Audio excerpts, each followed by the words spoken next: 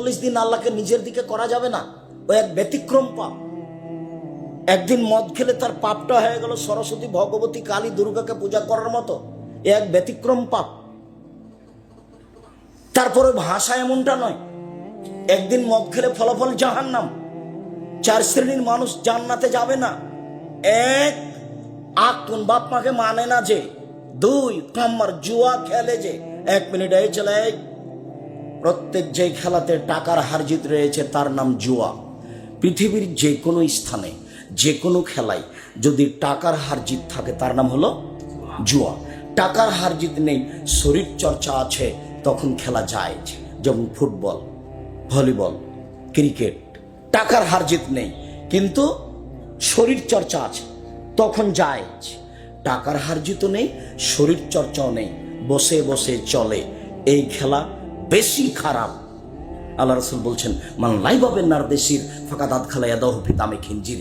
কেউ যদি চৌসার, ছক্কা, লুডু, দাবা, পাঞ্জা, ক্যারাম বোর্ড, তাস, গেমস, এরকম খেলা পৃথিবীতে আরো যত জন্ম নিয়েছে, আরো যত জন্ম নিবে, বসে বসে চলে, শরীর চর্চা হয় না, বসে বসে চলে, অন্য কাজ হয় না। এই খেলাতে যদি কেউ অংশগ্রহণ করে, সে তার হাতকে শরীর শুকুরের রক্তের মধ্যে ডুবিয়ে দিল। কার মধ্যে ডুবালো? শুকুরের শরীর রক্তের মধ্যে ডুবিয়ে দিল। তার মানে বসে বসে চলে, কোনো কাজ হয় না, তাসবিহ তাহলিল হয় না, শরীর চর্চা হয় না, সামাজিক কাজ হয় না। ইসলাম কোনো মানুষকে বসে খেতে দিবে না। এই ছেলে বসে আছো কেন? তাস খেলাচ্ছ কেন? এই ছেলে বসে লুডু খেলাচ্ছ কেন? এটা কোন ঢং? এই ছেলে তোমাকে বলছি, তোমার ওই তাস খেলার ক্যারাম বোর্ডটা ভেঙে ঘুমাবা। বক্তব্যের সঙ্গে মুনাফিকি করিও না। মুনাফিকি করে কোনো লাভ নেই। তুমি যদি ভেঙে ঘুমাও তাহলে তুমি আসলেই বক্তব্য শুনেছ, তুমি একজন মুসলিম। মুসলিম মানে মেনে নেওয়া, ইসলাম মানে ওর ধর্ম, ওর ধর্মের নাম ইসলাম। আর মুসলিম মানে মেনে নিয়েছি। চৌসার, ছক্কা, লুডু, দাবা, পাঞ্জা, ক্যারাম বোর্ড, তাস, গেমস যেগুলো বসে বসে চলে, এগুলো শরীয়ত খুব শক্তভাবে দেখেছে। মধ্যখানে একটা কথা বারবার আঘাত করছে। আপনার স্ত্রীকে বলে এসেছি অনেক কিছু, তারপর আমি কষ্ট পাচ্ছি একটু না বললে। আপনার স্ত্রী আপনার বাচ্চার হাতে গেমস খেলতে দিয়েছে, বাচ্চাকে একটা মোবাইল, আর আপনার স্ত্রী স্টার জালসা নিয়ে বসে আছে। এ হস্তিনী বউ। আমি আপনাকে কষ্ট দিতে চাই না বারবার বলে, আমি আপনার বউ ভালো হোক এটাই আমি চাচ্ছি। আপনার বউ ভালো হোক এটাই আমি চাচ্ছি। যদি সত্যিই সংসারকে সুন্দর করতে চান, সরকারের দোষ দিয়ে কোনো লাভ নেই। আপনি তো আপনার পরিবারের মালিক, আপনি আপনার পরিবারকে কন্ট্রোল করবেন। আল্লাহ বলছেন, কু আনফুসাকুম ওয়া আহলিকুম নারা। তুমি নিজেকে জাহান্নাম থেকে বাঁচাও, তোমার পরিবারকে বাঁচাও। আপনাকে তো জনগণের দায়িত্ব দেওয়া হয়নি। মৌলানা সাহেব দিয়ে জাহান্নাম উদ্বোধন হবে। মৌলানা সাহেবকে দিয়ে কি হবে? জাহান্নাম উদ্বোধন হবে। বিপদে মৌলানা সাহেব আছে। বিপদে কে আছে? মৌলানা সাহেব আছে। তো মৌলানা সাহেবের হলো মোহাম্মদ সাল্লাল্লাহু আলাইহি ওয়াসাল্লামের কথা জাতির কাছে পৌঁছাতে হবে। কেসা কাহিনী বলতে পাবে না, কে কি করলো এটা বলতে পাবে না। ওকে মোহাম্মদ সাল্লাল্লাহু আলাইহি ওয়াসাল্লামের কথা পৌঁছাতে হবে। ঠিক ঠিক ঠিক ঠিক এভাবে বলছেন আল্লাহর নবী। পৃথিবীর আলেম ওলামা শুনে রাখো, বাল্লিগু আন্নী ওয়ালাউ আয়া। আমার একটি কথা জানা থাকলে অন্যকে বলো। পৃথিবীর মানুষ, আমার একটি কথা জানা থাকলে অন্যকে বলো। বানে ইসরায়েলের কাহিনী বলো, কোনো দোষ নেই। মান কাযাবা আলাইয়া মুতাআম্মিদান ফালিয়াতাওবা মাক্কাদাহু মিনান নার। কেউ যদি কোনো কথা আমার নামে বলে, সেই কথা যদি আমার না হয়, কেউ যদি কোনো কথা ধর্মের নামে বলে, সেটা যদি আমার না হয়, কেউ যদি কোনো কথা আমার নামে বলে, সেটা যদি আমার না হয়, তার জায়গায় জাহান্নাম। জুব্বা যত বড়ই হোক, পাগড়ি যত বড়ই হোক, বিচার মাঠে রেহাই হবে না। যার জন্য মুখ খুলতে পাবে না রাসূলের কথা ছাড়া। নিজেকে বাঁচাতে হবে, পরিবারকে বাঁচাতে হবে, এটা আমার জিম্মেদারি। মৌলানা সাহেবের জিম্মেদারি নিজেকে, পরিবারকে, সমাজকে। সম্মানিত দিনী ভাই বোন, পাপের জগতে সবচেয়ে ভিন্ন ধরনের পাপ হলো সুদ। সুদের পাপের যে ভাষা উল্লেখ হয়েছে, এই ভাষা পৃথিবীর আর কোনো পাপের জন্য উল্লেখ হয়নি। অবাক হতে হয়। মদ খেলে তার ভাষা উল্লেখ হয়েছে, তবে সুদের মতো নয়। কেউ যদি একবার মদ খায়, তাহলে 40 দিন আল্লাহকে নিজের দিকে করতে পারবে না। হ্যাঁ এটা ভারী, কিন্তু সুদের পাপের মতো ভাষা নয়।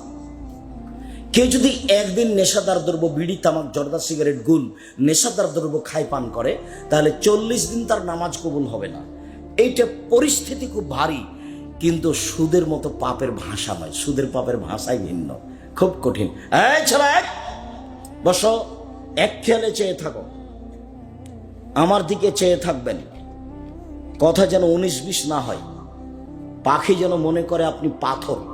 আমি আপনার জন্য এসেছি, এবং একটা দিন বের করতে প্রায় 3 বছর সময় লাগে। আপনার সাথে আমার ভালোবাসার অভাব নেই, কিন্তু আমি আসতে পারি না আপনি চাইলেই। আমি আপনার জন্য এসেছি। কোনো কাজ করবেন না কয়েক মিনিট, কোনো কাজ আমাকে দেখাবেন না দয়া করে। উপস্থিত বৈঠকের দিনই মুসলিম বোন, আপনাকে বলছি, কথা বলবেন না। ঢং ঢং ঢং ঢং করে গল্প করতে করতে এসেছেন, আবার ঢং ঢং ঢং ঢং করে গল্প করতে করতে চলে যাচ্ছেন। স্বামী নাই, বাপ নাই, ওভাবে এসেছেন কেন? আর একজনের সাথে কথা বলছেন কেন? আর একজন যদি গায়ের ওপর দিয়ে চড়ে চলে যায়, তবু মুখ খুলবেন না, মুখখান বন্ধ রাখেন। এটা শিষ্টাচার নয়। মুখ খুললেন কেন? কেন মুখ খুললেন? আপনি অটোতে বসে আছেন, আমি উঠতে গেছি, তো আমার হাতে একটা ব্যাগ ছিল, ব্যাগটা আপনার মুখের উপরে গিয়ে লেগে গেছে, তো আপনি একটু ব্যথা পেয়েছেন। এখন কি আপনি আমাকে বলবেন ঢং না গাড়িতে উঠার? হোঁশ থাকে না, কপালে চোখ নাই? এটা কি শিষ্টাচার? আচ্ছা যাক, আমি ব্যথা পেয়েছি, মনে কিছু না, আমি বসো বসো, তুমি বসো বসো, সমস্যা নেই। এটা হলো শিষ্টাচার। কেন বললেন এই কথা? আপনি কথা বলছেন কেন? এবারে মুখখান বন্ধ রাখবেন, চুপচাপ রাখবেন। আর একজন গায়ের উপর দিয়ে চড়ে চলে যাবে, যাক, মুখ খুলবেন না। শিষ্টাচারের দরকার আছে, এর নাম শিষ্টাচার। ভালো কথা, ভালো কর্মের নাম হলো শিষ্টাচার। ভালো কথা, ভালো কর্মের নাম হলো শিষ্টাচার। আপনি দিনই বোন, আমি আপনার জন্য এসেছি, আপনি অপেক্ষা করুন। আপনাকে আমি অনেক ভালোবাসি, আপনার সাথে আমার কোনো দূরত্ব নেই। আপনাকে আমি খাটো করতে আসিনি, আপনাকে আমি ছোট করতে আসিনি। আপনাকে আমি আয়েশার মতো মনে করি, আপনাকে আমি খাদিজা রাদিয়াল্লাহু তাআলা আনহার মতো মনে করি, আপনাকে আমি অনেক দামি মানুষ মনে করি। আপনার সম্মান আমি খাটো করতে আসিনি, আপনাকে আমি আয়েশার মতো মনে করি। দেখবেন আপনি 1 মিনিট আয়েশাকে দেখবেন, 1 মিনিট দেখেন। আয়েশা রাদিয়াল্লাহু তাআলা আনহা বলেন যে আমার স্বামীর কবর হলো আমার ঘরে, তো আমার ঘরে আমি যাই, এটা আমার স্বামীর কবর, এমনিতেই যাই, মাথায় কাপড় দিই না দিই।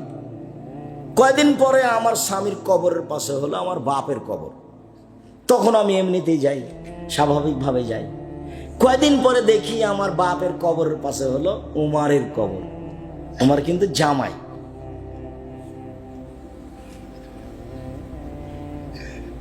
তো উমারের কবর, তো এখন আমি আর কবরের পাশে এমনিতে যাই না, আমি একবারে মাথায় কাপড় দিয়ে নিজেকে গুটিয়ে যাই। কেন? ওখানে একটা বেগানা পুরুষের কবর আছে, আমি কবরকে লজ্জা পাই। আপনাকে তো আমি আয়েশার মতো মনে করি, আপনি আয়েশা রাদিয়াল্লাহু তাআলা আনহার মতো দামি মানুষ, আমি এ কথাই বলছি। আয়েশা রাদিয়াল্লাহু তাআলা আনহা কি কে লজ্জা করতেন? কবরকে। আর আপনি ছোট ব্লাউজ পরে শাড়ি পরে এসেছেন, দেবর ভাসুর আপনার সব শরীর দেখে, আপনার শরীর নাকি ফ্রি। আপনার পেট দেখা যায়, দেবরে দেখে, ভাসুরে দেখে, দেশবাসী দেখে, হাত এই পর্যন্ত ফাঁকা আছে, হাত নাকি ফ্রি। আপনি নাকি মুসলিম নারী, আপনার একটু লজ্জা হয় না কেন? আপনার একটু শরম হয় না কেন? আপনার একটু হায়া হয় না কেন? আপনি মুসলিম, আপনার ধর্মের নাম ইসলাম। মুসলিম মানে মেনে নিয়েছি, মুসলিম মানে কি? মেনে নিয়েছি। আপনার ধর্মের নিয়ম নীতিকে আপনি মেনে নিয়েছেন, সেই জন্য আপনি মুসলিম। আপনি মানেন না কেন? আপনি একটা হিন্দু মেয়েকে দেখবেন, হিন্দু মেয়েটার বিবাহ হলে সিঁথিতে কি দিবে? সিঁদুর, মানে ওর দাম আছে। একটা হিন্দু মেয়ের বিবাহ হলে হাতে কি দিবে? শাখা, তার মানে ওর নীতির দাম আছে।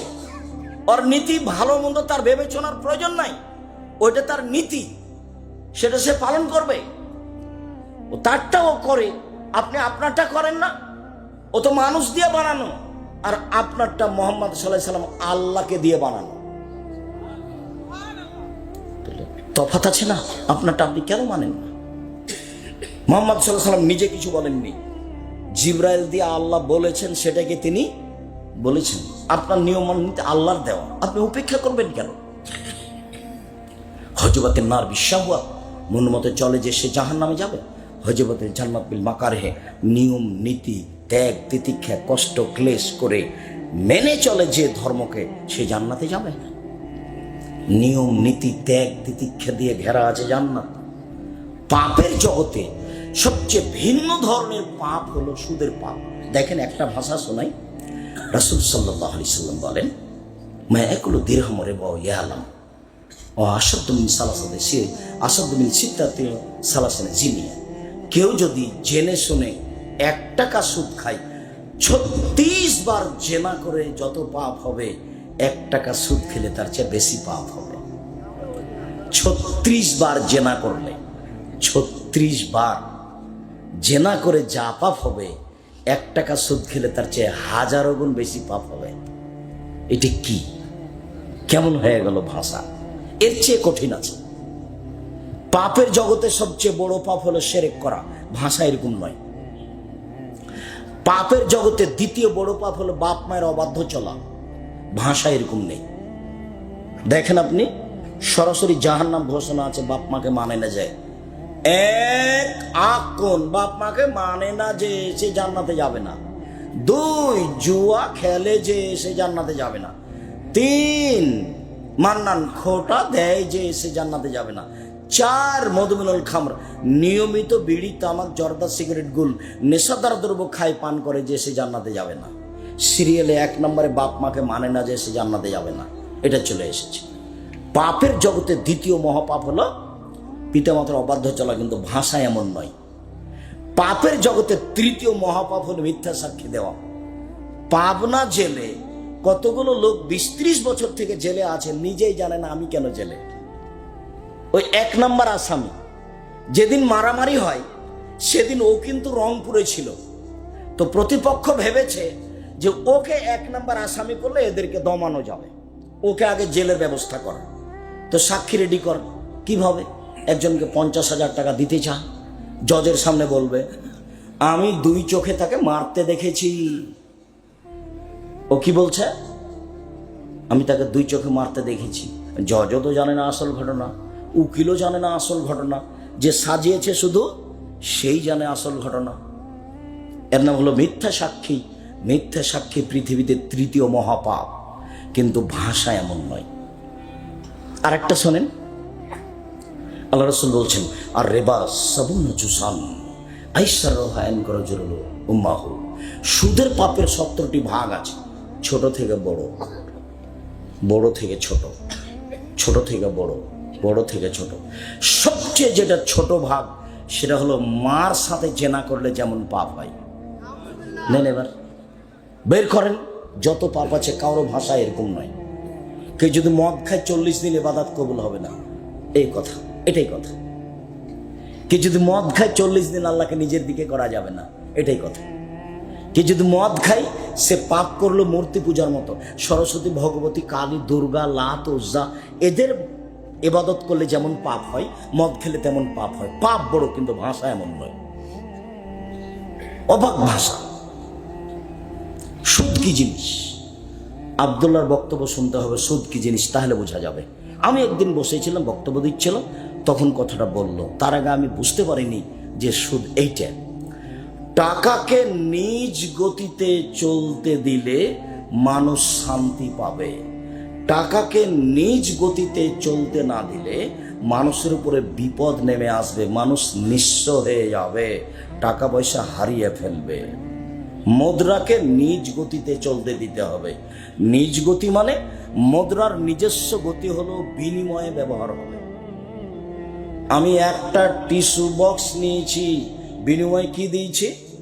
টাকা। আমি 1 কেজি বেগুন কিনেছি, বিনিময়ে কি দিয়েছি?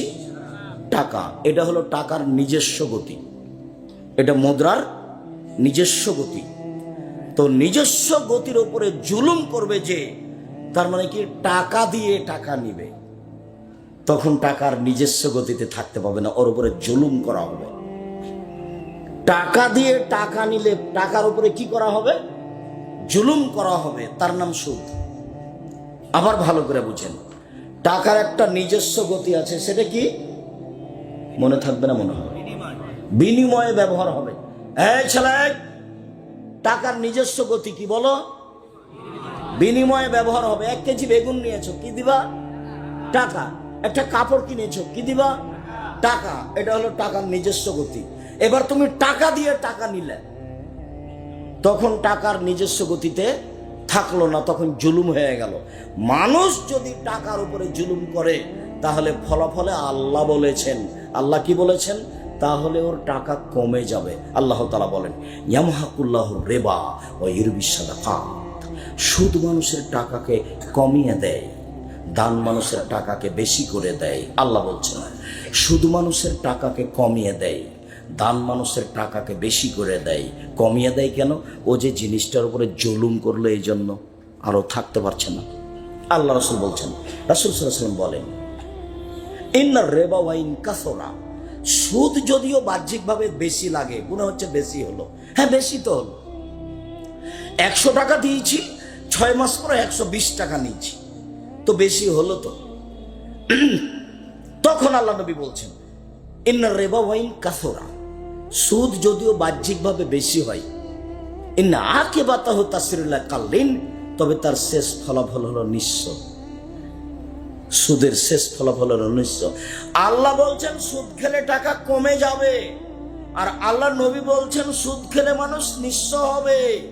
আব্দুর রাজ্জাক বিন ইউসুফ কোরআন আর হাদিসকে সামনে রেখে বলেছেন, যে সুদ খাবে তাকে ভিক্ষা করে খেতে হবে একদিন। সে না করলে তার ছেলে করবে, তার ছেলে না করলে তার নাতি করবে। এই টাকা থাকবে না, এই টাকার বিনিময় হলো তাকে একদিন ভিক্ষা করে খেতে হবে।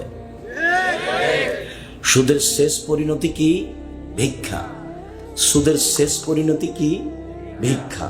অল্প দিনে দেখতে পারেন ভিক্ষা। ওই যে কিস্তিতে আপনার স্ত্রী টাকা নিয়েছিল, কিস্তিতে শেষ পর্যন্ত বাড়ি খান বিক্রি করে দিয়ে পালিয়ে গেছে।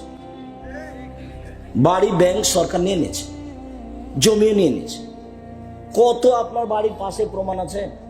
সুদ খেলে দেশের টাকা 2-1 মানুষের কাছে চলে যাবে, বাকি মানুষ নিঃস্ব হয়ে যাবে। সুদ খেলে পৃথিবীর 2-1 দেশে টাকা চলে যাবে, বাকি দেশ দেউলিয়া হয়ে যাবে। বাকি দেশ কি হবে? দেউলিয়া হয়ে যাবে। এটা সুদের ফলাফল। যার কারণে সুদের পাপের ভাষাগুলি এরকম, অবাক হতে হয়। সম্মানিত দিনী ভাই বোন, আল্লাহ বলছেন, কালু ইন্নামাল বায়উ মিসলু রিবা। মানুষে বলছে সুদ আর ব্যবসা একই, সুদেও টাকা বাড়ে, ব্যবসাতেও টাকা বাড়ে, সুদেও টাকা বাড়ে, ব্যবসাতেও টাকা বাড়ে। মানুষে বলছে সুদ আর ব্যবসা একই। তখন আল্লাহ তাআলা বলছেন, আরে না, আহলাল্লাহু বাইআ হারামা রিবা। আল্লাহ চিরদিনের জন্য সুদকে হারাম করেছেন, আর চিরদিনের জন্য ব্যবসাকে বৈধ করেছেন।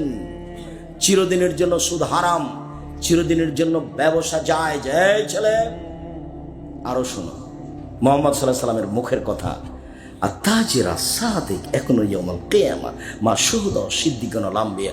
সত্যবাদী ব্যবসায়ী বিচারের মাঠে নবীগণের সাথে থাকবেন না। এবার এদিক ওদিকে খেয়াল করেছিল, বুঝতে পারোনি? ওই সময়ে ইহুদি খ্রিস্টানেরা কি বলেছিল? ওরা বলেছিল সুদ আর ব্যবসা একই। ওরা কি বলেছিল? সুদ আর ব্যবসা একরকম। কেন? সুদেও টাকা বাড়ে, ব্যবসাতেও টাকা বাড়ে। তখন আল্লাহ এই কথাটা ঠেকিয়ে দিয়ে বললেন, পৃথিবীর মানুষ শুনে রেখো, সুদ চিরদিনের জন্য হারাম, ব্যবসা চিরদিনের জন্য হালাল। আল্লাহ বললেন, শুনুন, শুধু তাই নয়, আল্লাহ নবী বলছেন, মানুষ যদি ব্যবসাতে সত্যবাদী হয়, মিথ্যে কথা না বলে ব্যবসায়ী, তাহলে বিচারের মাঠে ওর নবীর সাথে থাকবে। তাহলে কি সুদার ব্যবসা এক হলো? এখানে আল্লাহর নবী বললেন যে ব্যবসায়ী যদি সত্যবাদী হয়, তাহলে কার সাথে থাকবে? নবীর সাথে থাকবে। আর ওখানে আল্লাহ নবী বললেন, কেউ যদি 1 টাকা সুদ খায়, তাহলে 36 বার জেনা করলে যত পাপ হবে, 1 টাকা সুদ খেলে তার চেয়ে বেশি পাপ হবে। আবার বললেন যে সুদের ছোট পাপটা হলো মায়ের সাথে জেনা করলে যেমন পাপ হয়। কেমন ভাষা দেখেন তো, কত ভারী। মায়ের সাথে জেনা করলে যেমন পাপ হয়, কোনো পাপের এরকম ভাষা নেই। মানুষকে হত্যা করা মহাপাপ, ভাষা এমন নয়। এতিমের টাকা পয়সা খেয়ে নেওয়া মহাপাপ, ভাষা এমন নয়। মানুষের জমি জোর করে দখল করা মহাপাপ, ভাষা এমন নয়। মানুষকে গালি দেওয়া মহাপাপ, ভাষা এমন নয়। মা বাপ মায়ের অবাধ্য চলা মহাপাপ, ভাষা এমন নয়। মিথ্যে সাক্ষী দেওয়া মহাপাপ, ভাষা এমন নয়। ভাষা সবচেয়ে ভারী, কঠিন কোন পাপের? সুদের পাপ। বিবাহিত ছেলে মেয়ে যদি জেনা করে তাহলে তাকে ইট ঢেল পাথর দিয়ে মেরে মেরে মেরে ফেলতে হবে। অবিবাহিত ছেলে মেয়ে যদি জেনা করে তাহলে 100 লাঠি পিটিয়ে তাকে এলাকা থেকে তাড়িয়ে দিতে হবে। জেনার গতিবিধি ভিন্ন, ওর সাথে কোনো পাপের বাস্তবতার মিল নাই। কেউ যদি জেনা করে বিবাহ না করার আগে, তাহলে তাকে 100 লাঠি পিটিয়ে এলাকা থেকে 1 বছরের জন্য তাড়িয়ে দিতে হবে। এমন কোনো পাপ নাই যার বিধান এরকম। আবার বিবাহ করার পরে যদি কেউ জেনা করে তাহলে তাকে ইট ঢেল পাথর দিয়ে মেরে মেরে মেরে ফেলতে হবে। এদেশের লাখো ভাবিকে ইট ঢেল পাথর দিয়ে মেরে ফেলতে হবে যারা দেবরের সাথে জেনায় লিপ্ত হয়েছে। এদেশের লাখো দুলাভাইকে ইট ঢেল পাথর দিয়ে মেরে ফেলতে হবে যারা সেলিকার সাথে জেনায় লিপ্ত হয়েছে। এদেশের লাখো পুরুষকে ইট ঢেল পাথর দিয়ে মেরে ফেলতে হবে যাদের স্ত্রী থাকা সত্ত্বেও অন্য মহিলার সাথে জেনায় লিপ্ত হয়েছে। এদেশের লাখো নারীকে ইট ঢেল পাথর দিয়ে মেরে ফেলতে হবে সরকারিভাবে যাদের স্বামী থাকা সত্ত্বেও অন্য পুরুষের সাথে জেনায় লিপ্ত হয়েছে। পাপের জগতে এমন কোনো পাপ নেই যেটা এমন হতে পারে 3 শ্রেণীর মানুষকে হত্যা করতে হয়, তার 2 শ্রেণীর মানুষের বাঁচার পথ আছে। আশহাদু আল্লা ইলাহা ইল্লাল্লাহ, আমি সাক্ষ্য দিচ্ছি আল্লাহ ছাড়া কোনো মাবুদ নাই।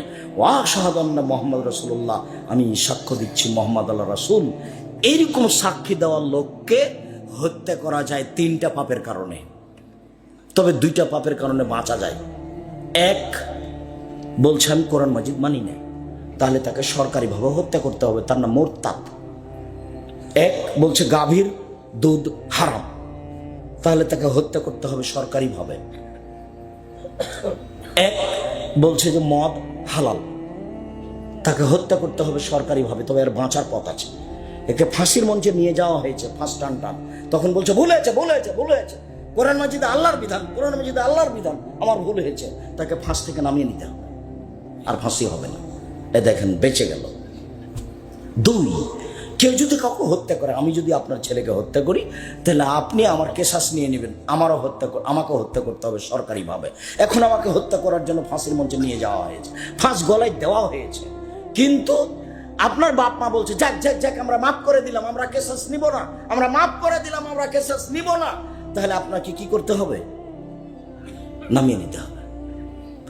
3, বিবাহ করার পরে যদি কেউ জেনায় লিপ্ত হয়, পৃথিবীর এমন কোনো পথ ঘাট নাই তাকে বাঁচানো যেতে পারে। আপনার বিচার হলো না, আপনি তওবা করলেন, পাপ ক্ষমা হয়ে যাবে ইনশাআল্লাহ, সেটা ভিন্ন কথা। তার দয়া ভিন্ন, ফেরাউনকে মাফ করতে পারে সেটা ভিন্ন কথা। কিন্তু আপনাকে এইটা জানতে হবে, অন্তত আপনি বেঁচে থাকার কোনো সুযোগ রাখেন না, এটা আপনাকে মনে রাখতে হবে। 1 মিনিট, এই ছেলে 1 মিনিট, যা তোমরা তুমি গামে দিয়ে, গামেদ সম্প্রদায়ের একজন মহিলা আসলো, এই আল্লাহ রাসূলকে বলছে তাই এমনি রাসূলুল্লাহ, আল্লাহ রাসূল আমাকে পবিত্র করেন। তখন আল্লাহ রাসূল বলছেন ইরজি, বাড়ি ফিরে যাও, আস্তাগফিরুল্লাহ, আল্লাহর নিকটে ক্ষমা চাও, অতুবি ইলাইহি তওবা করো। তখন মহিলাটি বলছে আমার দাদা মাইজুবনুল মালিক, ও মাইজুবনুল মালিকের বিচার না করে তাকে ফিরিয়ে দিয়েছিলেন, সেভাবে আপনি আমাকে ফিরিয়ে দিতে চাচ্ছেন? অন্না হবলা বিনা না, আমার পেটে অবৈধ সন্তান আছে, আমি ফিরে যেতে রাজি নই, বিচার করে দিতে হবে। দেখেন ইসলামী নিয়ম কেমন। আল্লাহ রাসূল বলছেন ইরজি হাত্তা তালেদি, বাড়ি ফিরে যাও, যেদিন বাচ্চা হবে সেদিন আসো, বিচার করে দিব। মহিলা বাড়ি চলে গেল। মুসলিম হাদিস গ্রন্থে এসেছে যেদিন বাচ্চা প্রসব হয়েছে সেদিনই একটা ন্যাকড়ায় জড়িয়ে নিয়ে এসে বলছে এ দেখেন বাচ্চা প্রসব হয়েছে, বিচার করে দেন। তখন আল্লাহ রাসূল বাচ্চার দিকে লক্ষ্য করে বলছেন ইরজি, বাড়ি ফিরে যাও, ফরদিহে, বাচ্চাকে দুধ খাওয়াও, হাত্তা তাফতিবিহে, বাচ্চা যেদিন দুধ ছেড়ে দিবে সেদিন আসছে, বিচার করে দেব। মহিলা বাচ্চা নিয়ে চলে গেল। 2 বছর বাচ্চাকে দুধ খাওয়ালো। 2 বছর পরে বাচ্চা নিয়ে বিচারালয়ে উপস্থিত। বাচ্চার হাতে তখন একটা রুটি রয়েছে। রুটি প্রমাণ করে বাচ্চা খাদ্য খেতে পারে। ফাওয়াসাদাহু বিয়াদির মুসলিমিন। আল্লাহ নবী বলেন, এই শোনো, এই বাচ্চাটা তুমি নাও, লালন পালন করিও। একজন মুসলমান হাতে দিয়ে দিলেন। তারপরে বললেন, সঙ্গী সাথী, এই যাবো বেহা, একে মাঠে নিয়ে যাও। ওয়াহফিরুল্লাহ আলা সাদরিহা, মাঠে নিয়ে গিয়ে গর্ত খুঁড়ে বুক পর্যন্ত মাটিতে পুঁতে দাও। ফারজেমুহা, চতুর্দিক থেকে ইট ঢেল পাথর মেরে তাকে বিদায় করো দুনিয়া থেকে। ও বিচার চাইতে না আসলে আল্লাহ রাসূল আর বিচার করতেন না। তোমরা মাঠে নিয়ে যাও, গর্ত খোঁড়ো, বুক পর্যন্ত মাটিতে পুঁতে দাও, চতুর্দিক থেকে ইট ঢেল পাথর মেরে তাকে বিদায় করো। খালিদ বিন ওয়ালিদ বলছেন, গর্ত খুঁড়লাম, বুক পর্যন্ত মাটিতে পুঁতে দিলাম, চতুর্দিক থেকে ইট ঢেল পাথর মারতে লাগলাম। আমি একটা পাথর তার মুখের উপর মারলাম। খালিদ পাথরটা মুখে লেগে মুখ ফেটে রক্ত ছিটে খালিদের গায়ে লাগলো। খালিদ তাকে গালি দিয়ে বসলেন, ছি ছি ছি ছি ছি, একজন জেনাকারিনী মহিলার গায়ের রক্ত আমার গায়ে লাগলো। এইভাবে বলতে আল্লাহ রাসূল বলছেন, মানে না খালিদ, খালিদ থামো, গালি দিও না। লাগা তাওবাত তাওবাতা লাউ তাওবা সাহেব মারছিলেন গফির আল্লাহ। এই মহিলা এত তওবা করেছে, এ মহিলা এত ক্ষমা চেয়েছে, এ মহিলা এত তওবা করেছে, এ মহিলা এত ক্ষমা ভিক্ষা চেয়েছে যে বড় থেকে বড় পাপী যদি এমন তওবা করে তাহলে তার পাপ ক্ষমা করা হবে। খালিদ শোনো, এর তওবা যদি মদিনার সব পাপীকে ভাগ করে দেওয়া হয় সবার পাপ ক্ষমা হয়ে যাবে। তার মানে আল্লাহ রাসূল বললেন যে তার পাপ ক্ষমা হয়ে গেছে। তিনি জানাজা দিলেন, তিনি কাফন দাফন করলেন, তো তিনি বলতে পারলেন না যাও তোমার বিচার হবে না, বাড়ি চলে যাও। এই কথা তিনি বলতে পারলেন না। দুঃখিত। সম্মানিত দিনী ভাই বোন, বিবাহের পরে জেনা ভিন্ন ধরনের শাস্তি, ভিন্ন ধরনের পাপ। পৃথিবীর এত বড় মানুষ, পৃথিবীর সবচেয়ে পাওয়ারফুল মানুষ মুহাম্মদ সাল্লাল্লাহু আলাইহি সাল্লাম, এত বড় পাওয়ারফুল মানুষ আল্লাহ পৃথিবীতে কাউকে সৃষ্টি করেননি। জান্নাতের গেটে বড় অক্ষরে লেখা আছে, সর্বপ্রথমে যিনি প্রবেশ করবেন তিনি হলেন মুহাম্মদ সাল্লাল্লাহু আলাইহি সাল্লাম। বিচারের মাঠে আল্লাহর সামনে কেউ কথা বলতে পারবেন না, এমনকি ইব্রাহিম আলাইহিস সালাম বলতে পারবেন না আমার যে কি হয় তা আমি নিজেই বুঝি না, এ বলে একটার পর একটা সবকে সরিয়ে দিবেন। মুহাম্মদ সাল্লাল্লাহু আলাইহি সাল্লাম কথা বলতে সক্ষম হবেন, মুহাম্মদ সাল্লাল্লাহু আলাইহি সাল্লাম কথা বলতে সক্ষম হবেন, এ কথা তিনি বলেও গেছেন। এত বড় পাওয়ারফুল মানুষ একটু বলতে পারলেন না যাও তোমার পাপ ক্ষমা হয়ে গেছে, তোমার আর বিচার হবে না, এই কথা বলতে পারলেন না কেন? ওপর থেকে ফাইসালা আছে, বিবাহ করার পরে জেনায় লিপ্ত হলে তাকে ইট ঢেল পাথর দিয়েই মেরে ফেলতে হবে। এটাই হলো তার দুনিয়াবি ফাইসালা। পরকালে তার জান্নাতও হতে পারে, পরকালে তার জাহান্নাম হতে পারে। সম্মানিত দিনী ভাই বোন, এই পাপ হলো সুদের পাপ। জেনে শুনে যদি 1 টাকা সুদ খাই, 36 বার জেনা করে যত পাপ হবে, 1 টাকা সুদ খেলে তার চেয়ে বেশি পাপ হবে। সুদের পাপের 17টি ভাগ রয়েছে, বড় থেকে ছোট, ছোট থেকে বড়। সবচেয়ে ছোট ভাগ হলো মার সাথে চেনা করলে যেমন পাপ হয়। পাপের জগতে কোনো পাপের ভাষা এরকম নয়। আপনাকে তো আমি বলছি মদ খারাপ, একদিন মদ খেলে 40 দিন ইবাদত কবুল হবে না, ও এক ব্যতিক্রম পাপ। একদিন মদ খেলে 40 দিন আল্লাহকে নিজের দিকে করা যাবে না, ও এক ব্যতিক্রম পাপ। একদিন মদ খেলে তার পাপটা হয়ে গেল সরস্বতী, ভগবতী, কালী, দুর্গাকে পূজা করার মতো, এক ব্যতিক্রম পাপ। তারপরে ভাষা এমনটা নয়, একদিন মদ খেলে ফলাফল জাহান্নাম। 4 শ্রেণীর মানুষ জান্নাতে যাবে না। 1, কোন বাপ মাকে মানে না যে। 2, কাম্মার জুয়া খেলে যে। 1 মিনিট এই চলে। প্রত্যেক যে খেলাতে টাকার হারজিত রয়েছে তার নাম জুয়া। পৃথিবীর যে কোনো স্থানে যে কোনো খেলায় যদি টাকার হারজিত থাকে তার নাম হলো জুয়া। টাকার হারজিত নেই, শরীর চর্চা আছে, তখন খেলা যায়। যেমন ফুটবল, ভলিবল, ক্রিকেট। টাকার হারজিত নেই কিন্তু শরীর চর্চা আছে, তখন যায়। টাকার হারজিত নেই, শরীর চর্চাও নেই, বসে বসে চলে, এই খেলা বেশি খারাপ। আল্লাহ রাসূল বলছেন, মান লাইবা বিন নারদেশির ফাকাদ আদখালা ইয়াদাহু ফি দামি খিনজির। কেউ যদি চৌসার, ছক্কা, লুডু, দাবা, পাঞ্জা, ক্যারাম বোর্ড, তাস, গেমস, এরকম খেলা পৃথিবীতে আরো যত জন্ম নিয়েছে আরও যত জন্ম নিবে, বসে বসে চলে, শরীর চর্চা হয় না, বসে বসে চলে, অন্য কাজ হয় না। এই খেলাতে যদি কেউ অংশগ্রহণ করে, সে তার হাতকে শরীর শুক্রের রক্তের মধ্যে ডুবিয়ে দিল। কার মধ্যে ডুবালো? শুক্রের শরীর রক্তের মধ্যে ডুবিয়ে দিল। তার মানে বসে বসে চলে, কোনো কাজ হয় না, তাসবিহ তাহলিল হয় না, শরীর চর্চা হয় না, সামাজিক কাজ হয় না। ইসলাম কোনো মানুষকে বসে খেতে দিবে না। এই ছেলে বসে আছো কেন? তাস খেলাচ্ছ কেন? এই ছেলে বসে লুডো খেলাচ্ছ কেন? এটা কোন ঢং? এই ছেলে তোমাকে বলছি, তোমার ওই তাস খেলার ক্যারাম বোর্ডটা ভেঙে ঘুমাবা। বক্তব্যের সঙ্গে মুনাফিকি করিও না। মুনাফিকি করে কোনো লাভ নেই। তুমি যদি ভেঙে ঘুমাও, তাহলে তুমি আসলেই বক্তব্য শুনেছ, তুমি একজন মুসলিম। মুসলিম মানে মেনে নেওয়া, ইসলাম মানে ওর ধর্ম, ওর ধর্মের নাম ইসলাম। আর মুসলিম মানে মেনে নিয়েছি। চৌসার, ছক্কা, লুডো, দাবা, পাঞ্জা, ক্যারাম বোর্ড, তাস, গেমস যেগুলো বসে বসে চলে, এগুলো শরীয়ত খুব শক্তভাবে দেখেছে। মধ্যখানে একটা কথা বারবার আঘাত করছে। আপনার স্ত্রীকে বলে এসেছি অনেক কিছু, তারপর আমি কষ্ট পাচ্ছি একটু না বললে। আপনার স্ত্রী আপনার বাচ্চার হাতে গেমস খেলতে দিয়েছে, বাচ্চাকে একটা মোবাইল, আর আপনার স্ত্রী স্টার জালসা নিয়ে বসে আছে। এ হস্তিনী বউ, আমি আপনাকে কষ্ট দিতে চাই না বারবার বলে, আমি আপনার বউ ভালো হোক এটাই আমি চাচ্ছি। আপনার বউ ভালো হোক এটাই আমি চাচ্ছি। যদি সত্যিই সংসারকে সুন্দর করতে চান, সরকারের দোষ দিয়ে কোনো লাভ নেই। আপনি তো আপনার পরিবারের মালিক, আপনি আপনার পরিবারকে কন্ট্রোল করবেন। আল্লাহ বলছেন কু আনফুসাকুম ওয়া আহলিকুম নারা, তুমি নিজেকে জাহান্নাম থেকে বাঁচাও, তোমার পরিবারকে বাঁচাও। আপনাকে তো জনগণের দায়িত্ব দেওয়া হয়নি। মৌলানা সাহেব দিয়ে জাহান্নাম উদ্বোধন হবে। মৌলানা সাহেবকে দিয়ে কি হবে? জাহান্নাম উদ্বোধন হবে। বিপদে মৌলানা সাহেব আছে। বিপদে কে আছে? মৌলানা সাহেব আছে। তো মৌলানা সাহেবের হলো মোহাম্মদ সাল্লাল্লাহু আলাইহি ওয়াসাল্লামের কথা জাতির কাছে পৌঁছাতে হবে। কেসা কাহিনী বলতে পাবে না, কে কি করলো এটা বলতে পাবে না। ওকে মোহাম্মদ সাল্লাল্লাহু আলাইহি ওয়াসাল্লামের কথা পৌঁছাতে হবে। ঠিক ঠিক ঠিক ঠিক এভাবে বলছেন আল্লাহর নবী।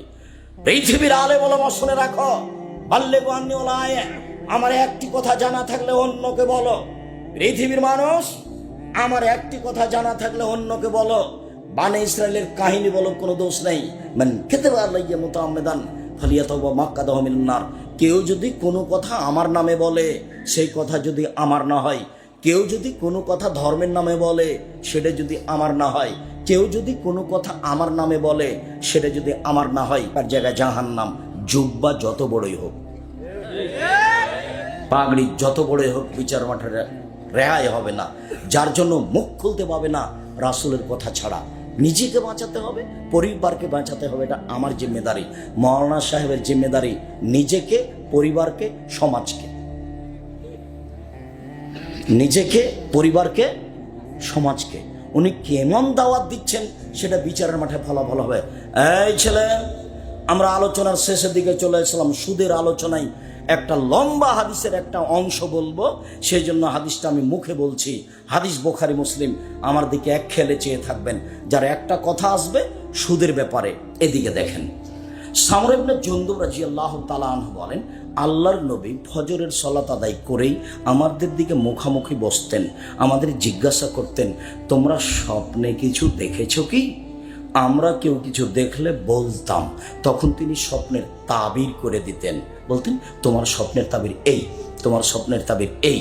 তো একদিন তিনি আমাদেরকে জিজ্ঞাসা করলেন, সঙ্গী সাথী, গত রাত্রে স্বপ্নে কেউ কিছু দেখেছ?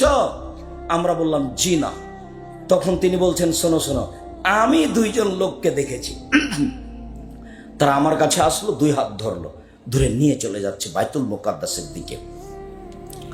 যেতে যেতে দেখছি একটা লোক বসে আছে আর একটা লোক দাঁড়িয়ে আছে। যে লোকটা দাঁড়িয়ে আছে তার হাতে একটা লোহার বাঁকা লাঠি রয়েছে, মুখের ডান দিক দিয়ে ঢুকিয়ে চিরে পিছন দিকে নিয়ে যাচ্ছে, আবার বের করে মুখের বাম দিকে লাগাচ্ছে। তো বাম দিক চিরতে না চিরতে দেখে ডান দিক ঠিক হয়ে গেছে, আবার বের করে ডান দিকে নিয়ে আসছে। আমি বললাম, মা যা, একই দৃশ্য। তো তারা দুজন বলছেন, চলতে থাক চলতে থাক। আমি কিছু না বলে চলতে থাকলাম।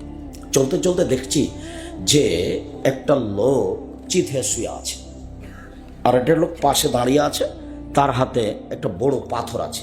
মারছে, পাথর তার মাথার উপরে, মাথা একবারে ভেঙে চৌচির হয়ে যাচ্ছে, পাথরটা ছিটকে দূরে চলে যাচ্ছে। ও পাথরটা আনতে যাচ্ছে, আনতে না আনতে দেখে মাথা ঠিক হয়ে গেছে, আবার মারছে। তা আমি বললাম, এ কি দৃশ্য, ব্যাপারটা কি, এ কোন শাস্তি? তো কি ব্যাপার? তারা দুজন বললেন, চলতে থাকেন। আমি কিছু না বলে চলতে থাকলাম। আস্তে আস্তে দেখি একটা গর্তের মতো, চুলহার মতো একটা গর্ত, উপরের দিক সংকীর্ণ, নিচের দিক প্রশস্ত। দেখি তার ভিতরে আগুন জ্বলছে, দাদা দাদা দাদা করে আগুন উপরে চলে যাচ্ছে, আবার নিচে যাচ্ছে। দেখি তার ভিতরে পুরুষ এবং নারী উলঙ্গ অবস্থায় জমা ধরে আছে, উলঙ্গ অবস্থায় দুইজন করে জমা ধরে আছে, দাদা দাদা দাদা করে উপরে চলে যাচ্ছে, আবার নিচে আসছে, আবার উপরে যাচ্ছে, আবার নিচে আসছে। আমি বললাম, এ কি? তারা দুইজন বলেন, চলতে থাকে। আমি কিছু না বলে চলতে থাকলাম। আস্তে আস্তে দেখি একটা নদী, নদীতে পানি নেই, শুধু রক্ত, রক্ত, পানি নেই।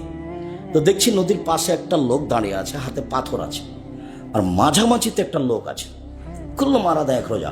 যতবার উঠার চেষ্টা করছে, পাশ থেকে পাথর মেরে তার মুখটাকে ভেঙে দিচ্ছে পাশের লোকটা।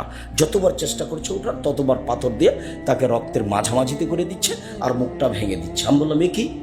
তারা দুজন বললেন, চলেন, চলতে থাকেন। তো আমি কিছু না বলে চলতে থাকলাম। দেখে একটা বাগান, সবুজ বাগান, অনেক বড়। দেখি গাছ, একটা অনেক বড় গাছ, বাগানের ভেতরে গাছের পাশে একটা বৃদ্ধ মানুষ বসে আছে, বৃদ্ধ মানুষ। তার সামনে দেখি অনেকগুলো বাচ্চা ছেলে আছে। দেখি পাশে একটা লোক দাঁড়িয়ে আছে, তার হাতে একটা লোহার বাঁকা লাঠি আছে, এইভাবে আগুনকে উত্তেজিত করছে। এটা আমি দেখতেই তারা দুজন উপর দিকে নিয়ে চলে গেল, একটা ঘরে ঢোকালো। এত সুন্দর ঘর আমি কোনোদিন দেখিনি। ঘরে আছে যুবক, ঘরে আছে যুবতী, ঘরে আছে মহিলা, ঘরে আছে পুরুষ, ঘরে আছে বৃদ্ধ মানুষ, সব ভর্তি। বের করে নিল, আরো উপরে নিয়ে গেল আর একটা ঘর, আল্লাহ সামাদ। পরের ঘরটা আগের ঘরের চেয়ে আরো সুন্দর। দেখি এখানে যুবক আছে আর বৃদ্ধ মানুষ আছে। আমি বললাম, এই শোনো, এতক্ষণ যা দেখলাম বলে দাও, কি দেখলাম? কালা। তারা দুজন, হ্যাঁ সব বলে দেবো। শোনেন, ওই যে প্রথম লোকটাকে দেখলেন না, ডান দিক দিয়ে, মুখের ডান দিক দিয়ে বাঁক আল্লাহর লাঠি ঢুকিয়ে চিরে ফেলা হচ্ছে। ফারাজুলুন কাযযাব, মিথ্যুক, মিথ্যে কথা বলতো। ইউফালু বিহি ইলা ইয়াউমিল কিয়ামা, যতদিন পর্যন্ত জাহান্নাম জান্নাত বিচার না হচ্ছে, ততদিন পর্যন্ত তার এই শাস্তি হতে থাকবে। মিথ্যে কথা থেকে বিরত থাকতে হবে। আল্লাহ নবী বলছেন, পৃথিবীর মানুষ শুনে রেখো, কেউ যদি মজাক করে হলেও মিথ্যে না বলে, আমি মুহাম্মদ সাল্লাল্লাহু আলাইহি ওয়াসাল্লাম তাকে একটা জান্নাতে ঘর নিয়ে দিব। মজাক করে হলে মিথ্যে না বলে, যে মিথ্যে বলবে তার শাস্তি এই।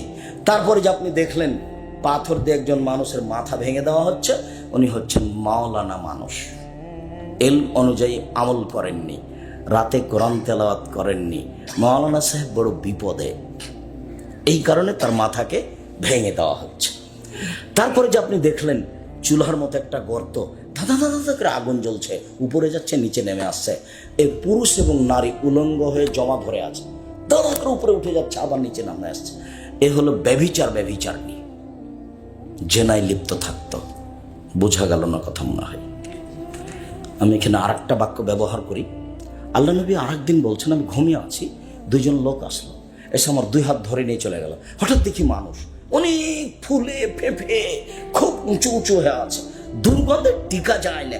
মনে হচ্ছে ওরা গণশৌচাগার, মনে হচ্ছে ওরা গ্রামের টয়লেট, মনে হচ্ছে ওরা গণশৌচাগার, মনে হচ্ছে ওরা গ্রামের টয়লেট।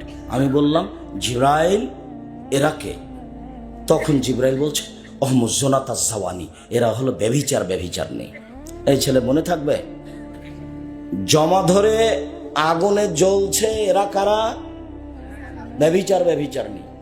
আর একটা বর্ণনায় আল্লাহ নবী বলছেন যে খুব স্বাস্থ্য মোটা মোটা হয়ে আছে, দুর্গন্ধে টিকা যায় না, এরা কারা? ব্যভিচার, ব্যভিচার নেই।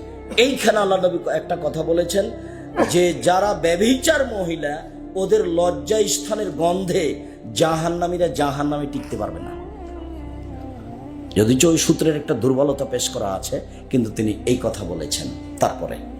তারপরে যে আপনি দেখলেন না, একটা লোক রক্তের নদীতে পড়ে আছে, নদীতে পানি নাই, যতবার উঠার চেষ্টা করছে ততবার তার মুখের উপরে পাথর দিয়ে তার মুখটা ভেঙে দেওয়া হচ্ছে।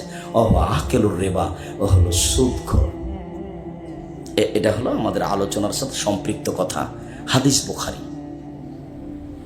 যার মুখকে, যে লোকটা রক্তের নদীতে পড়ে আছে, পাথর দিয়ে মুখ ভেঙে দেওয়া হচ্ছে, কে? সুদখোর। বিচারের দিন পর্যন্ত এভাবে শাস্তি হতে থাকবে। এই ছেলে, এক টাকা সুদ খেলে 36 বার জেনা করে যত পাপ হবে, 1 টাকা সুদ খেয়ে তার চেয়ে বেশি পাপ হবে। 2, সুদের পাপের 17টি ভাগ রয়েছে, ছোট ভাগ হলো মার সাথে জেনা করলে যেমন পাপ হয়। 3, কে যদি সুদ খায় তাহলে তাকে রক্তের নদীতে ফেলে দিয়ে এইভাবে শাস্তি দেওয়া হবে। মনে রাখতে হবে 24 ঘন্টার মধ্যে সুদের লেনদেন বন্ধ করতে হবে, কিস্তি বন্ধ করতে হবে, লোন নিয়ে বাড়ি গাড়ি করতে হবে না, বউকে খুশি করতে হবে না, ছেলে মেয়েকে খুশি করতে হবে না। আল্লাহ নবী দিন রাত বলতেন, আউযু বিকা মিনাল মাকসাম ওয়াল মাগরাম, আমি তোমার কাছে বাঁচতে চাই বড় পাপ হতে, তোমার কাছে বাঁচতে চাই ঋণ কর্জ হতে, তোমার কাছে বাঁচতে চাই বড় পাপ হতে, তোমার কাছে বাঁচতে চাই ঋণ কর্জ হতে। ঋণ কর্জ ভিন্ন জিনিস। জানাজা রেডি, আল্লাহ রাসূল শুরু করবেন। এ ঋণ আছে নাকি? জি আছে, তাহলে গেলাম আমি, তোমরা জানাজা করো। যার ঋণ আছে তার জানাজা হবে না। হুজুর পড়িয়ে দিয়েছে না তো, হুজুর টাকা দিয়ে তারা রেখেছে, সেই জন্য। আপনি আমাকে বলেন তো দেখি, আমার জীবনে এমন কোনো দিন আসেনি, এই দীর্ঘ জীবনে আমি 90 সাল থেকে শিক্ষকতা করি। 88 আগস্টের 20 তারিখ রোজ বুধবার, পরিস্থিতি আমাকে কোনো দিন চাপ দিয়ে কোনো কথা করিয়ে বলতে পারিনি। সাহসী রাখে না, ওই হিসাবে আমি করি না। আল্লাহ আমাকে এমন ভালোভাবে রেখেছে, আপনার টাকা দিয়ে আমাকে চলতে হবে এরকম আমার কোনোদিন পার হয়নি। আমি আপনাকে টাকা দিতে প্রস্তুত ইনশাআল্লাহ। ওই হিসেবে আমি করি না, যার কারণে আমি কোনোদিন এই বিপদের মধ্যে আল্লাহ আমাকে ফেলেননি। আমি আমার জীবনে কোনোদিন অপ্রয়োজনীয় বাক্য বলি না, আমার জীবনে আমি কোনোদিন মাঝহাব নিয়ে কথা বলিনি, আমার জীবনে আমি কোনোদিন সরকার নিয়ে কথা বলিনি। আমি মানুষের সামনে দাঁড়ালে বসলে বিষয়ভিত্তিক কথা বলি। যা বলছি, সুদের পাপ মহাপাপ, সুদের পাপ মহাপাপ। সুদ মানে হলো টাকাকে নিজস্ব গতিতে না রাখা। টাকার নিজস্ব গতি কি? বিনিময়ে ব্যবহার হবে। 1 কেজি বেগুন নিয়েছি, বিনিময় কি দিব? টাকা। যদি টাকা দিয়ে যদি টাকা নিই তাহলে ওর উপরে জুলুম করা হলো। যদি টাকা দিয়ে টাকা নিই তাহলে টাকাকে নিজ গতিতে ব্যবহার হতে দেওয়া হলো না, ওর উপরে জুলুম হলো। এখন সমাজ নিঃস্ব হবেই। তখন আল্লাহ বলেছেন ওর টাকা কমে যাবে, আল্লাহর নবী বলেছেন ও নিঃস্ব হবে। হাদিস এবং কোরআনের সমন্বয়ে আব্দুর রাজ্জাক বিন ইউসুফ বলেছেন তাকে একদিন ভিক্ষা করে খেতে হবে, সে একদিন ভিক্ষুক হবেই। হয় সে ভিক্ষা করবে, না হয় তার ছেলে করবে, না হয় তার ছেলে করবে। সুদের টাকা থাকবে না। আল্লাহ বলেছেন কমে যাবে, নবী বলেছেন নিঃস্ব হবে। যেহেতু নিঃস্ব, কাজে দেশের সব টাকা 2-1 জনের কাছে চলে যাবে, বাকি লোক নিঃস্ব হয়ে যাবে। পৃথিবীর টাকা 2-1টা দেশে চলে যাবে, বাকি দেশগুলি দেউলিয়া হয়ে যাবে। এটা হলো সুদের ফলাফল। সুদের নিজস্ব গতি কি? ওকে বিনিময়ে ব্যবহার হতে হবে, একটা দিয়ে একটা নিতে হবে। যদি টাকা দিয়ে টাকা নেওয়া হয় তাহলে টাকার উপরে কি করা হবে? জুলুম করা হবে। তখন মানুষের টাকা কমে যাবে, আল্লাহ বলেন। তখন মানুষ নিঃস্ব হবে, আল্লাহর নবী বলেন। সমন্বয়ে বলা হয়েছে যে একদিন তাকে ভিক্ষা করে খেতে হবে, হয় সে করবে, না হয় তার ছেলে করবে, না হলে তার নাতি করবে। এই টাকা থাকবে না। সুদ মহাপাপ। সুদের যে ভাষা ব্যবহার করা হয়েছে অন্য কোনো পাপের সে ভাষা ব্যবহার করা হয়নি।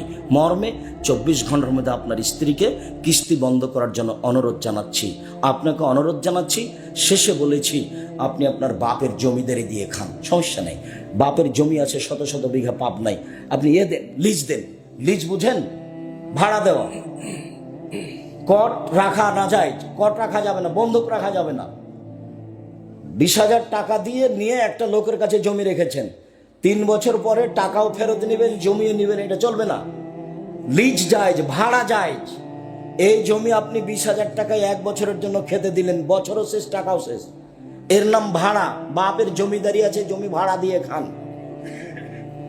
বড় শিক্ষা অর্জন করেছেন, চাকরি করে খান। এগুলো যদি পথ না থাকে দিন মজুরি করে খান।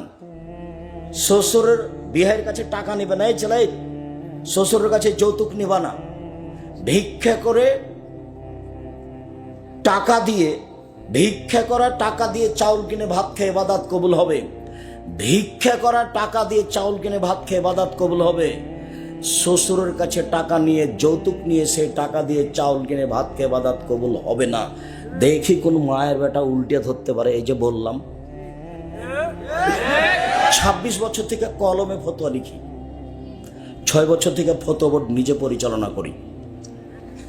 24 ঘন্টার ভিতরে শ্বশুরের কাছে যা কিছু নিয়েছে, খাটখাটলা, ফার্নিচার, টাকা পয়সা সব ফেরত দিতে হবে আগামীকাল সন্ধ্যা হতে হতে। তুমি বলছো যে আমার শ্বশুর আমাকে খুশি মোটরসাইকেল দিয়েছে, তুমি এই কথা মিথ্যা বলছো, তোমার শ্বশুর এই কথা মিথ্যা বলেছে। আই ছেলাই, তোমার শ্বশুর মোটরসাইকেলটা ভিক্ষুককে দিতে পারে না? ভিক্ষুক তোমার শ্বশুরের সামনে যদি এখনই আসে, এসে ভিক্ষা চাই, তোমার শ্বশুর বলবে মাফ করো, মাফ করো, মাফ করো। খুশি তোমাকে মোটরসাইকেল দিয়েছে, শরম পাও না? একটু লজ্জা হয় না? বছর শেষে তুমি বলবা, আব্বা আমি গরিব মানুষ, দিন মজুরি করে খাই, আপনি আমার শ্বশুর সম্মানী মানুষ, মেয়ে লালন পালন করে আমার হাতে দিয়েছেন, আমি কি উপকার করতে পারি? এই যে একটা লুঙ্গি দিলাম। বছর শেষে শ্বশুরকে উপহার দিও, এটা তোমার মানবতা। কেন তুমি বললে টাকা কর্জ নিলে অন্যের কাছে নিও? শ্বশুরের কাছে টাকা নিয়েছো কেন? বাপ বেটা ভিক্ষা করে খাবা। ভিক্ষা করে খাবা কেন? দিন মজুরি করে খাবা। আব্দুর রাজ্জাক সাহেব যেটা একবারে নিচে নামিয়ে দিয়েছে, সেটা মূলত কষ্ট দেওয়ার জন্য, সেটা মূলত মনে রাখার জন্য। ভিক্ষা করে খাবো কেন আব্দুর রাজ্জাক সাহেব? কাজ করে খাবো। আমিও বলছি কাজ করে খান, অত হিসাব কিতাব লাগবে না। সন্ধ্যা হলে 500 টাকা পাবো, চাউল কিনবো, 2 জন মিলে ছেলে মেয়ে নিয়ে খাবো, বাস শেষ। কাজ করে খান। যৌতুক হারাম। কা পুরুষ পিতে টাকা নিয়েছেন কেন? এই ছেলে, তোমার বাপের মুখের দিকে দেখো, দেখো তোমার বাপের মুখ কালো হয়ে আছে। বাপটা ভিক্ষা করে খাও। যদি তোমাকে গ্রামে ভিক্ষা না দেয়, পাবনা ট্রেন স্টেশনে যাও, পাবনা বিমানবন্দরে যেতে যাও, তোমার ওই বাস টার্মিনালে যাও, ভিক্ষা করে খাও। মানুষের কাছে টাকা নিবে কেন? শ্বশুরের কাছে টাকা নিবে কেন? যৌতুক নেবে কেন? যৌতুক চিরদিনের জন্য হারাম। টাকা দিয়ে বিবাহ করতে হবে। আমি আব্দুর রাজ্জাক বিন ইউসুফ, আমার কাছে টুটা ফাটা যা বিদ্যা আছে, এমন কোনোদিন হাদিস পেশ করতে পারিনি যে হাদিস দিয়ে বোঝা যায় যে মেয়ের বাপের 10টা টাকা খরচ হবে, এরকম বোঝা যায় না। সব টাকা খরচ হবে ছেলের বাপের। অলিমা ছেলের বাপের, কাপড় চুপড় ছেলের বাপের, মোহর ছেলের বাপের, সব ছেলের বাপের সবকিছু। পাল্টা টাকা দিয়ে আসতে হবে মেয়ের বাপকে, মেয়েকে, তার নাম মোহর। ওখান থেকে কিছু পাওয়ার সুযোগ নাই। সব সামাজিক নীতি একবারই উল্টা। পাবনা জেলার বিবাহের এমন কোন নিয়ম নীতি নাই যেটা জায়েজ, সবটাই না জায়েজ। তার মধ্যে সারা দেশ জুড়ে যেটা না জায়েজ, সেটা হলো কাজী সাহেবের খাতাতে সাক্ষীর জায়গাতে আছে 4 জন। এই ছেলে, 4 জন সাক্ষী লাগে কি প্রমাণ করতে? জেনা প্রমাণ করতে। ওই খাতা চলবে না। পক্ষে কোনো সাক্ষী লাগে না। বিবাহটা বৈধ হওয়ার জন্য 2 জন সাক্ষী, বাস, কোনো পক্ষ নেই। বিবাহটা বৈধ হওয়ার জন্য বাপ, বাস, উকিল বাপ চলবে না। উকিল বাপ চিরদিনের জন্য হারাম। এটা তো পাবনা একটু সহজ আছে। বিবাহের দিন ওর জ্যাঠকে উকিল করেছে, ওর বড় ভাই লোকটার, ঠিক আছে, দাদা উকিল 5 মিনিটের জন্য। কিন্তু চট্টগ্রামে যারা উকিল বাপ হয়েছে, সেদিন থেকে সেই হলো বাপ। ওই মেয়ের বাড়ি যাবে, ও সেদিন থেকে মেয়ে আবার বাপের বাড়ি আসবে, এবারে অবাক ধর্ম। আর যদি এটা রংপুর, দিনাজপুর, লালমিরহাট, নীলফামারী, কুড়িগ্রাম, পঞ্চগড়, ঠাকুরগাঁও হয়, তাহলে আরো অবাক লাগে দেখতে। মানে বিবাহের বৈঠকে ছেলেটা এভাবে বসে থাকবে, মুখের রুমাল দিয়ে কথা বলতে পারবে না। তা আমার শ্বশুর বাড়ি রংপুর গাইবান্ধা। আমি যখন বিবাহের বৈঠকে কথা বলেছি, তখন আমার মামা শ্বশুর লাফ দিয়ে উঠেছে, বলছে বিবাহ তুলে দাও, বিবাহ উঠিয়ে দাও। আরে ছেলে কেন কথা বললে, বিবাহ রাখা যাবে না। আমার শাশুড়ি সব কিছু জানে, আমার শ্বশুর সব চুপচাপ থাকবে।